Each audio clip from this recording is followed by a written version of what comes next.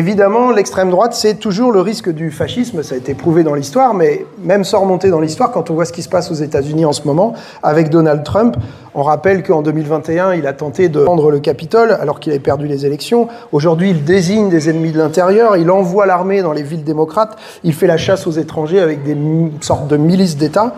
Et vous avez un monsieur comme Jordan Bardella, pressenti pour être le candidat du RN en 2027, qui, il y a 2 jours, dit qu'il se reconnaît tout à fait dans le discours de Donald Trump, et notamment les délires du grand remplacement et de l'effacement civilisationnel. L'extrême droite, c'est le risque du fascisme, mais c'est d'abord la droite extrême. Je le vois depuis que je suis élu en 2022, il y a vraiment un continuum idéologique qui va des bancs des macronistes jusqu'au RN, quoi. Et c'est un peu 50 nuances de droite, évidemment, plus vous allez, pire c'est, quoi.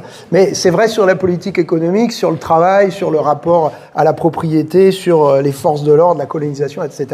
À peu près tout y passe. Alors ça se voit pas toujours parce que côté RN, il se cache toujours derrière le petit patron, le petit agriculteur, le petit propriétaire qui aura travaillé toute sa vie pour s'acheter son pavillon. Mais enfin, à la fin, quand vous regardez la réalité des votes, c'est que c'est favorable au MEDEF, au CAC 40, aux agriculteurs qui sont à la FNSEA et aux multipropriétaires bailleurs